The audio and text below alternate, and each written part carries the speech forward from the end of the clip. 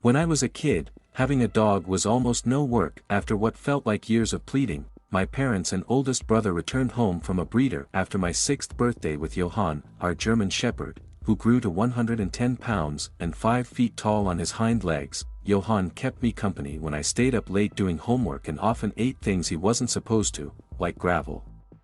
Once, he had a cyst surgically removed from his back, which led to a large bald spot with several Frankenstein-looking staples.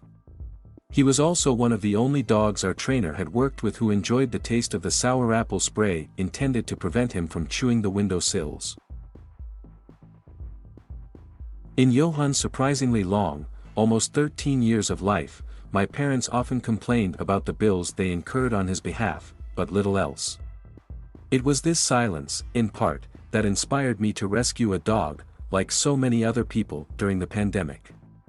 Dogs are a lot of work, my mom told me after I mentioned that I'd applied to adopt Layla, a 4-year-old mutt with a pit bull head and dachshund body. I know, but we'll be fine, I thought.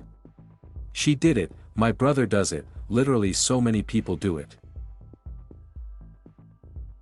As it turns out, merely knowing lots of people with dogs doesn't actually prepare you for the responsibility of a living, breathing, emoting creature depending on you for most things.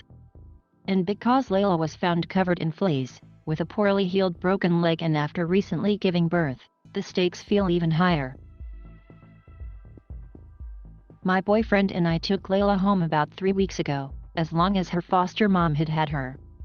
In that time, I've touched poop daily, taken her to multiple vets and seen my anxiety rise exponentially. Playing with Layla, going for walks and snuggling were supposed to quell my pandemic-induced nervous energy. Instead, I have pretty much nothing to distract me when she scratches the mass on her face, which may or may not be cancerous. My brain twists every grunt to mean she can't breathe, even though I know what she sounds like when she's choking because that happened last week on a rawhide. Per Dr. Google, her snoring almost certainly indicates a thyroid condition.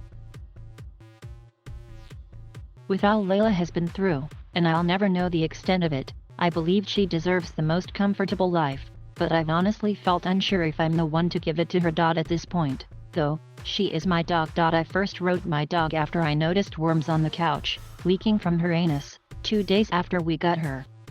I asked my boss for the afternoon off to take Layla to the emergency vet.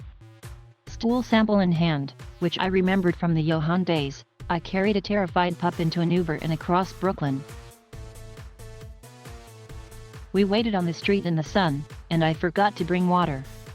She panted, probably from stress and thirst, until I left her in the vestibule due to COVID-19 guidelines. While waiting to get a call from the vet, I paced over a mile. On the phone, I asked so many questions that I drank an entire beer. When Layla was returned to me, $450 later, I called an Uber, and she barfed in it while huddled on the opposite side of the car from me. In the days that have since passed, we've gotten to know each other better and avoided ride-share services. She's stubborn, affectionate, spunky, and resilient. Through it all, I've continued to think to myself, something's going to happen to her because I can't be this lucky. She loves me even though most humans she's met have hurt her. She trusts me even though she's known me for less than 1% of her life. She sits in my lap even though I've just accidentally yelled at her. Earlier this week, I took Layla to the vet for a wellness checkup after we'd had her for exactly 16 days. This time, she was too attached to me to go with the tech right away, and when the vet called me, I heard wailing and soft barks in the background. For 27 minutes, she convinced me Layla was fine and that nothing was going to happen to her.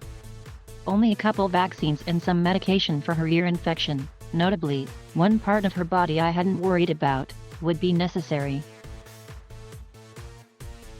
We talked a bit about how our family had been adjusting socially, too.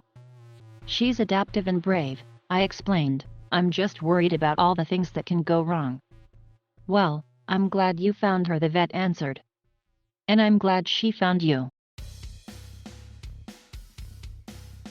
Thank you for watching. Please subscribe.